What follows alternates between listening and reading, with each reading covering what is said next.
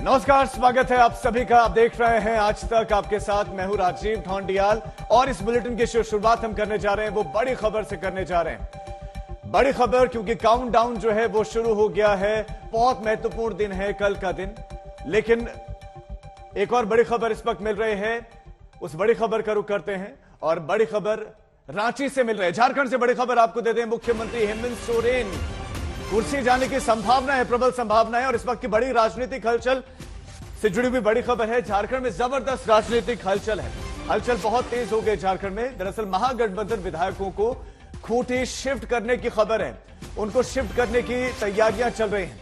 सभी विधायक रिजॉर्ट में शिफ्ट हो सकते हैं। और ये सब क्यों हो रहा है? क्योंकि बहुत ज्यादा हलचल है। संभावना है कि कुर्सी जा सकती है हेमंत सोरेन की, जो इस वक्त मुख्यमंत्री हैं। ऐसे में टूट से बचने के लिए सभी विधायकों के रिजॉर्ट में शिफ्ट करने की तैयारियां। और रात 8:30 बजे कांग्रेस विधायकों की रांची में बैठक है।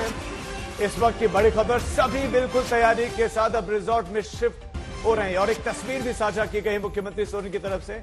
और लतरातु शिफ्ट हुए हैं ये विधायक। तस्वीरें आप देख सकते हैं।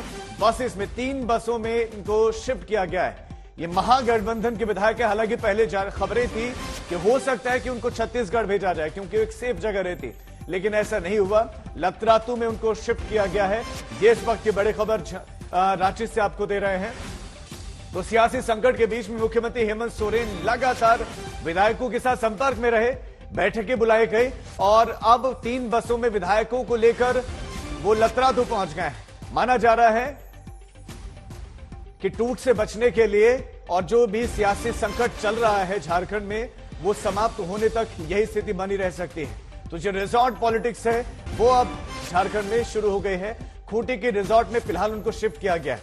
क्या खूंटी के इस रिजॉर्ट के बाद भी कहीं और ले जाया जा सकता है, ये अभी क्लैरिटी नहीं, स्पष्ट नहीं। लेकिन अभी तो खूंटी के इस रिजॉर्ट में लतरातु में पहुंच गए हैं ये विधायक। 8:30 बजे कांग्रेस की भी बहुत महत्वपूर्ण बैठक। जबरदस्त राजनीतिक हलचल इस वक्त झारखंड में।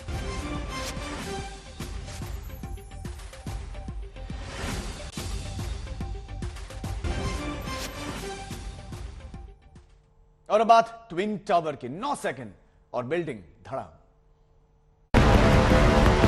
It's a very strong construction. So yes, it's a challenge. It's a big challenge. But we have designed it and we have implemented it and it's right.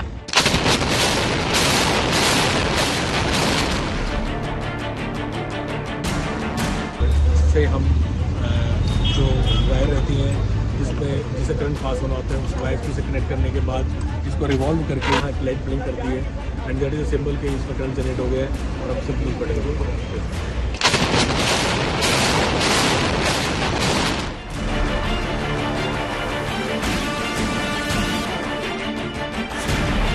Each and every hole charge हो चुके हैं, connections हो चुके हैं। अब तो सिर्फ इंतज़ार है 28 अगस्त 2:30 बजे। 9, 8, 7, 6, 5, 4, 3, 2.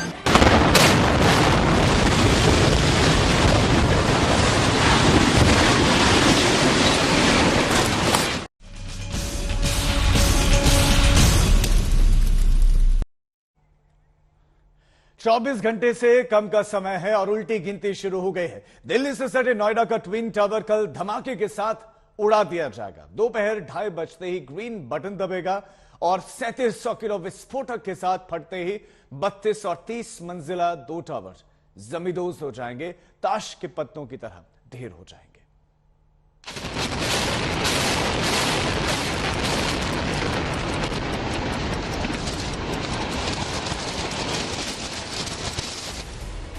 सिर्फ 9 सेकंड और ट्विन टावर धड़ाम।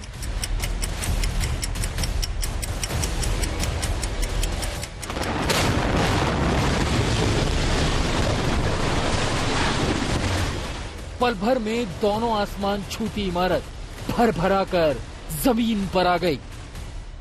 देखते ही देखते 32 मंजिला और 30 मंजिला ट्विन टावर मलबे के ढेर में बदल जाएंगे। उल्टी गिनती शुरू हो गई। तेजी से घड़ी की सुई आगे बढ़ रही है। 24 घंटे से भी कम वक्त है।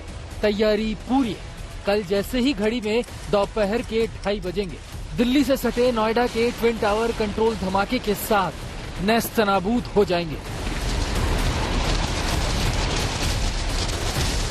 कल दोपहर मलबे में तब्दील होने वाले नोएडा के ट्विन टावर में एक टावर 32 मंजिला है, इसकी ऊंचाई 103 मीटर है। दूसरा टावर 30 मंजिला है, इसकी ऊंचाई 97 मीटर है। दोनों टावर की ऊंचाई कुतुब मीनार से भी ज्यादा है। दोनों टावर के बीच की दूरी सिर्फ 9.88 मीटर की है। नियम तो ये है कि दो ऊंची इमारतों के बीच की दूरी कम से कम 16 मीटर तो होनी ही चाहिए। दोनों टावरों के कॉलम में कुल 9,640 छेद किए गए। इनमें 3,500 किलोग्राम बारूद भरा गया है। कल दोपहर ठीक 2:30 बजे इनमें विस्फोट किया जाएगा। विस्फोट होते ही सिर्फ 5 सेकंड में पहली बिल्डिंग ध्वस्त हो जाएगी। 9 सेकंड के अंदर ही दूसरी सीरीज के धमाके किए जाएंगे। सिर्फ 9 से 14 सेकंड में ही ये दोनों टावर ध्वस्त हो जाएंगे। जब बिल्डिंग ध्वस्त होगी तो सबसे ज्यादा इम्पैक्ट इसी इलाके पर पड़ेगा। अगर आप देख सकते हैं तो पीछे नजर आएगा किस तरीके से अभी ट्विन टावर्स में काम चल रहा है, एक्सकेवेशन का काम किया जा रहा है। एक्सकेवेशन इसीलिए किया जा रहा है ताकि जब ये बिल्डिंग ऊपर से नीचे गिरे, ये 40 मंजिला बिल्डिंग जब गिरेगी तो नीचे बहुत सारा एक वाइब्रेशन फील होगा और बहुत सारी जो डिब्री है वो भी यहीं पे आके इकट्ठी हो जाएगी। ट्विन टावर में लगे विस्फोटकों को करंट जनरेट कर ब्लास्ट किया जाएगा। सबसे पहले ब्लैक बॉक्स यानी डायनामाइट बॉक्स में लगी ब्लैक नुमा नॉब को 9 से 10 बार घुमाया जाएगा। उसके बाद बॉक्स में लगी लाल बत्ती जब इंडिकेट करने लगेगी तब बॉक्स में लगे हरे बटन को दबाया जाएगा। हरे बटन के दबते ही ट्विन टावर में ब्लास्ट होगा।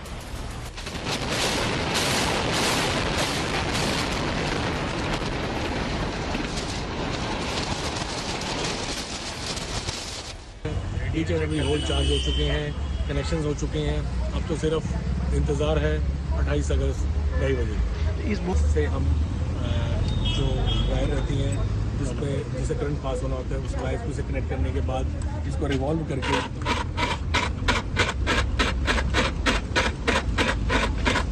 हम इसमें करंट जनरेट करते हैं। एंड आफ्टर जनरेशन करंट यहाँ लाइट ब्लिंक करती है and that is a symbol कि इसमें करंट जनरेट हो गया है और अब सब न्यूज़ पड़ेगा। कल दोपहर 2 बजे ही काउंटडाउन शुरू हो जाएगा। 3 बार काउंटडाउन सायरन बजाया जाएगा। आसपास के इलाकों में कर्फ्यू होगा। किसी को भी जाने आने की इजाजत नहीं होगी। यमुना एक्सप्रेसवे भी 1 घंटे के लिए बंद रहेगा। टावर के ऊपर 10 किलोमीटर का इलाका नो फ्लाई जोन रहेगा। अब उस घड़ी का इंतजार है जब भ्रष्टाचार की इमारत को उड़ाने के लिए ग्रीन बटन दबाया जाएगा और सुपरटेक का ट्विन टावर धमाके के साथ मलबा बन जाएगा।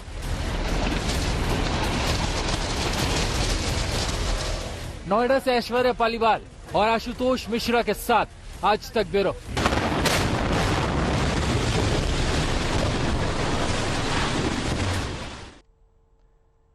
कहते हैं कि बनाना मुश्किल है लेकिन गिराना आसान है। लेकिन ट्विन टावर को गिराना आसान नहीं है। पूरा इलाका रिहायशी है। ट्विन टावर के एक टावर 32 मंजिला है तो दूसरा 30 मंजिला है। ऐसे में धमाके से दो टावर को उड़ाने के लिए ऐसे एक्सपर्ट्स चाहिए जो इस काम में माहिर हो। ट्विन टावर गिराने के काम में मास्टर ब्लास्टर लगे हैं। 9, 8, 7, 6, 5, 4, 3, 2. कल कुछ इसी अंदाज में नोएडा के ट्विन टावर धमाके के साथ ढह जाएंगे।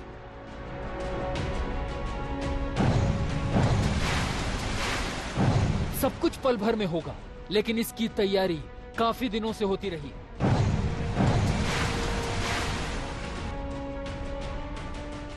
ग्लोबल टीम बनी, दुनिया भर के एक्सपर्ट्स जुटे, काबिल इंजीनियरों ने मंथन किया, फिर जाकर वो दिन आया जब करप्शन के ट्विन टावर को उसके अंजाम तक पहुंचा दिया जाएगा। मास्टर ब्लास्ट जॉय ब्रिकमैन और उनकी टीम मिशन ब्लास्ट के लिए पूरी तरह से तैयार है। उनकी तैयारी पुख्ता है। It's a very strong construction. So yes, it's a challenge. It's a big challenge. But we have designed it and we have implemented it and it's right.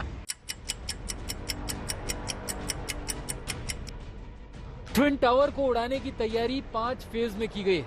पहला फेज प्लानिंग और एनालिसिस का था। इस फेज में धमाके की योजना बनी। और उसके असर को परखा गया। दूसरे फेज में ट्विन टावर की दीवारों और खंभों में छेद किए गए। विस्फोटक फिक्स करने के लिए पूरे 9,642 छेद किए गए।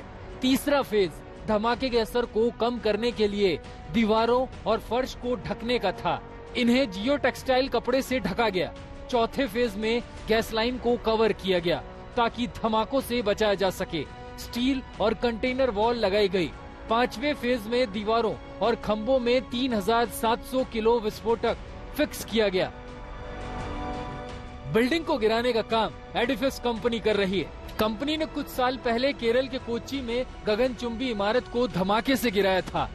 दिल्ली एनसीआर के लोगों के लिए अपने आप में पहली बार होगा कि इस तरह का, शायद इंडिया में भी इस तरह का कंस्ट्रक्शन आप डिमोलिश करेंगे तो जब ग्रेविटी अपना काम करेगी। सबसे बड़ी चिंता होगी, देखिए हम यहाँ पर रेजिडेंशियल इलाका देख रहे हैं, इसके पीछे रेजिडेंशियल इलाका है, तो ये सिक्योरिटी कैसे सुनिश्चित की जाएगी कि बाकी चीजों को नुकसान हो, वो कौन सी टेक्निक है?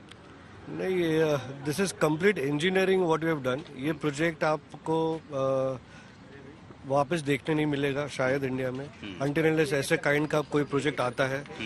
We have taken very small detailed engineering is involved. Building को बनाने में गणित और भौतिक विज्ञान के सूक्ष्म तत्वों की जितनी मदद ली गई है, उससे ज्यादा इसे ध्वस्त करने में लेनी पड़ रही है। हर छोटी से छोटी चीजों का ख्याल रखना पड़ रहा है ताकि गलती की गुंजाइश ना रह सके। विस्फोटकों से ध्वस्त होते वक्त बिल्डिंग गुरुत्वाकर्षण के उन्हीं नियमों के तहत मलबा बनकर आए, इसके लिए अत्याधुनिक वैज्ञानिक उपकरणों का सहारा लिया गया है। ये सारा कैलकुलेशन एक ब्रिटिश कंपनी ने किया है। धमाके के झटकों से नजदीक के रिहायशी इलाकों को बचाने के लिए गीली मिट्टी और जियो टेक्सटाइल्स कपड़ों का इस्तेमाल भी किया गया है। बिल्कुल, हमने दोनों सोसाइटीज को रिक्वेस्ट किया कि they should not bother at all for the vibrations. उसके काफ़ी रीजंस है। हमने इसका थियोरेटिकल स्टडी करवाया एक यूके की फर्म से कि थियोरेटिकली अगर ये इतना मास नीचे आता है तो उसके कितने वाइब्रेशंस होंगे। पहले ये चीज़ करवाई, उसके बाद उसको अभी डैम्पन करने के लिए, मतलब वाइब्रेशंस रिड्यूस करने के लिए हमने इम्पैक्ट कुशन्स बनाए बेसमेंट्स में। धमाके इतने ताकतवर होंगे कि 9 सेकंड में बिल्डिंग ध्वस्त हो जाएगी।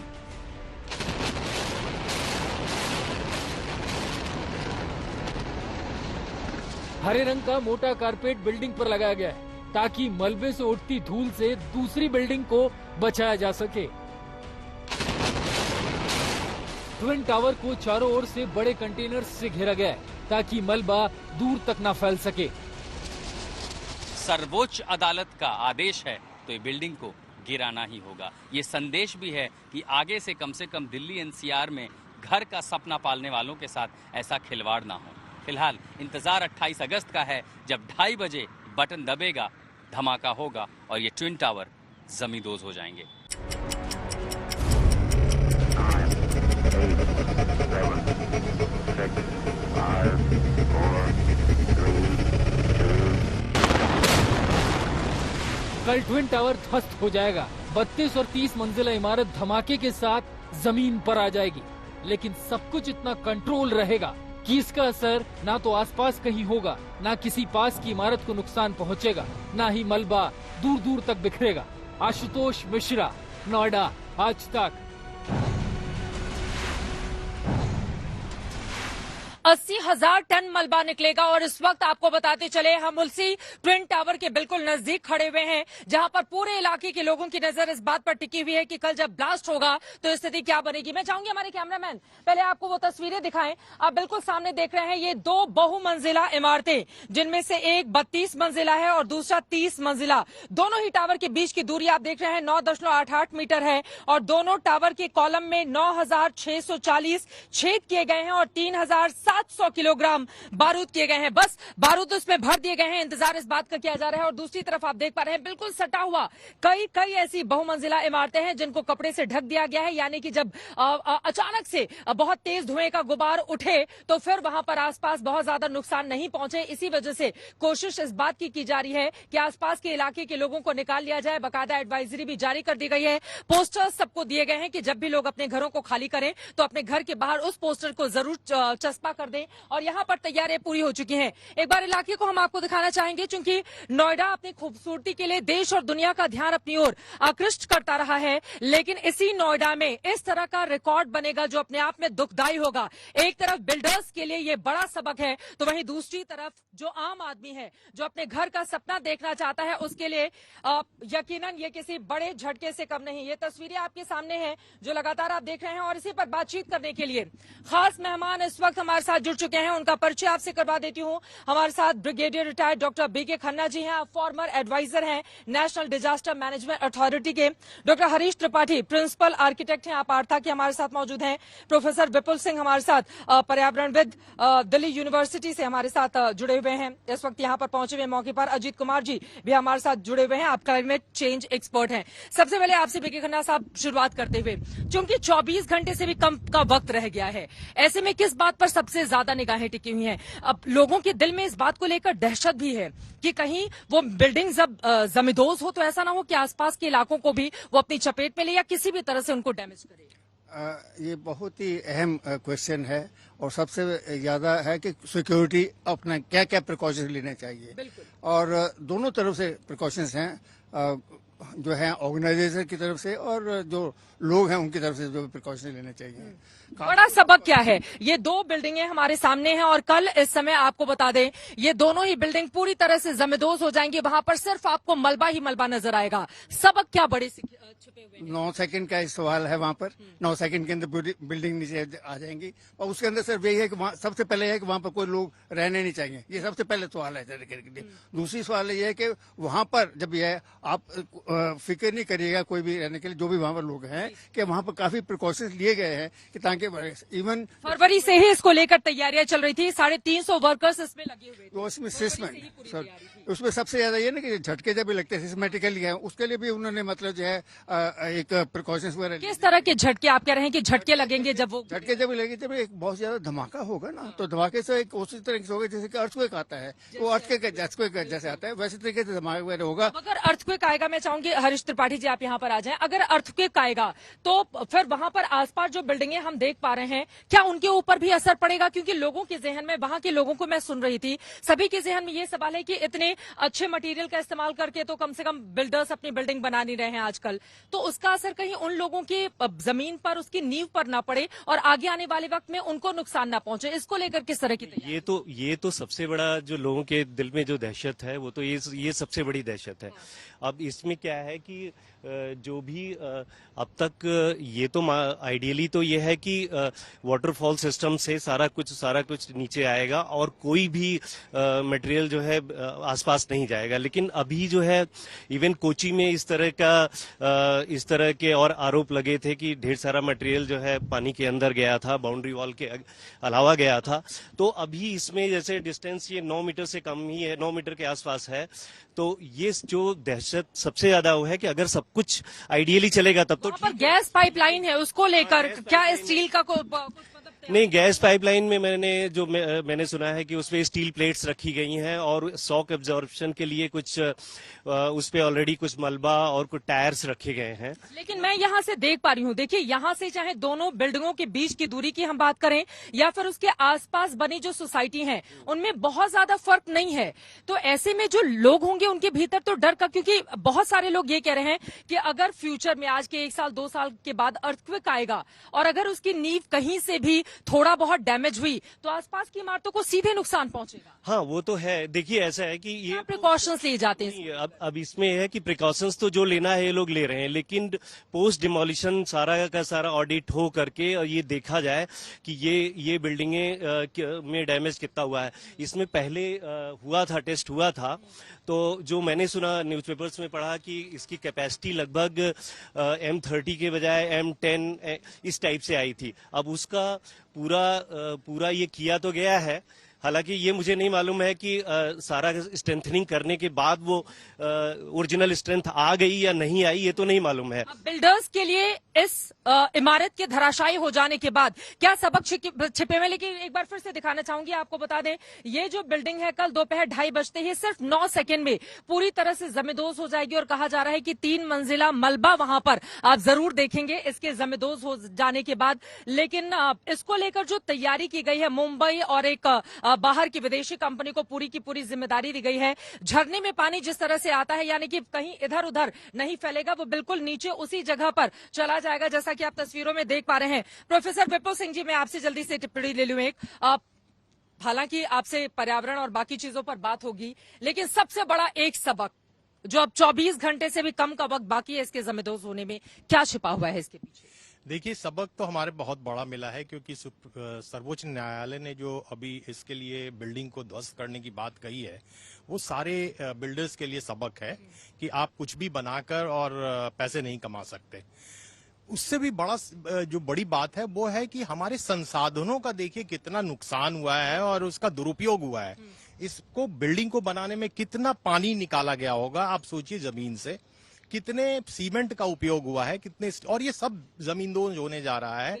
तो लोगों के पैसे को तो छोड़ दीजिए, हमने प्रकृति के साथ क्या किया है। तो ये बातें, ये जो है, ये हमें सबक लेना चाहिए कि भाई इस तरह से कभी भी हम विकास के अंधी दौड़ में नहीं आगे बढ़ते चले जाएं और हर कुछ जो है उसके लिए हम एक देते जाएं कि भाई तुम बिल्डिंग। सब बहुत सारे और भी सवाल हैं आपसे मैं लूंगी। अजित कुमार जी भी हमारे साथ जुड़े हुए हैं, आपसे भी मैं सवाल लूंगी, लेकिन उसके पहले एक छोटे से ब्रेक के लिए यहाँ पर हमें रुकना पड़ रहा है और एक बार फिर से वो तस्वीरें आपको दिखाते हुए, यही जो बिल्डिंग आप देख रहे हैं, हिंदुस्तान भर की निगाहें इन्हीं 2 ऊंची ऊंची इमारतों पर हैं। एक 32 मंजिला है, एक 30 मंजिला है, सैकड़ों फ्लैट्स इसके भीतर हैं और इसको 9 सेकंड के भीतर कर दिया जाएगा जमींदोज, जिसको लेकर तैयारियां पूरी हो चुकी हैं। ट्विन टावर तो 9 सेकंड में पूरी तरह से जमींदोज हो जाएगा, लेकिन उसके बाद सबसे बड़ा सवाल खड़ा हो रहा है उसके धुएं के गुबार को लेकर, क्योंकि हवा किस दिशा में बह रही है ये बहुत कुछ निर्भर करेगा उसका जो प्रदूषण है उस तरफ ले जाने में। और यही कारण है कि आसपास के लोगों की चिंताएं बढ़ती भी चली जा रही हैं। लेकिन इसी के साथ ही साथ प्रशासन की ओर से बार बार यह आश्वासन दिया जा रहा है कि कहीं किसी भी तरह की दिक्कत नहीं होगी, लेकिन 24 घंटे से भी कम का वक्त बाकी है। ये ट्विन टावर अपने साथ बहुत सारे सवालों के साथ इस देश के सामने खड़ा है। भारत के साथ साथ दुनिया भर की नजरें नोएडा की इसी ट्विन टावर पर लगी हुई हैं।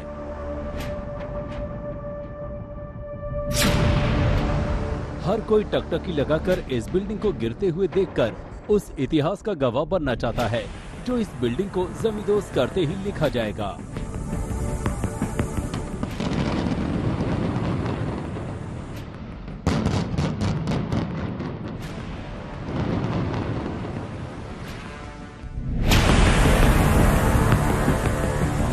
कुछ कुछ ऐसा ही मंजर होगा जब नोएडा की ये सुपर टेक ट्विन टावर एक सिलसिलेवार धमाके के बाद गिरेगी। बेशक ये बिल्डिंग बड़े शहर में लोगों को अपना आशियाना बनाने का सपना पूरा ना कर सकी हो, मगर एक बात के लिए तो इसका जिक्र अक्सर होता ही रहेगा कि जब दुनिया की बड़ी और ऊंची बिल्डिंगों को बड़ी ही सावधानी के साथ नीचे गिराया जाएगा। कहीं न कहीं ये बिल्डिंग भी दुनिया की चंद बिल्डिंगों की जमात में शामिल हो जाएगी, जिसका बनना बेशक किसी के लिए कोई खास मायने न रखता हो, मगर उसका गिरना लोगों को कई दिनों तक याद रहेगा।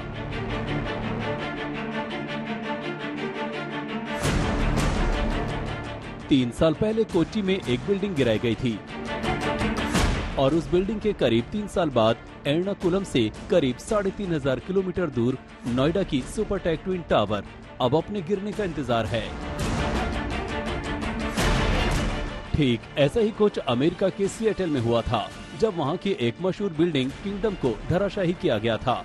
1976 में बनी ये बिल्डिंग मार्च 2000 में गिराई गई थी। बिल्डिंग गिराने का ये अपने समय का दुनिया का सबसे बड़ा ऑपरेशन था। जानकर हैरान रह जाएंगे कि उस बिल्डिंग का मलबा करीब 7 लाख क्यूबिक फुट था। जर्मनी के फ्रैंकफर्ट में 381 फुट ऊंची बिल्डिंग 1972 में बनकर तैयार हुई थी, जिसका नाम था AFE टावर।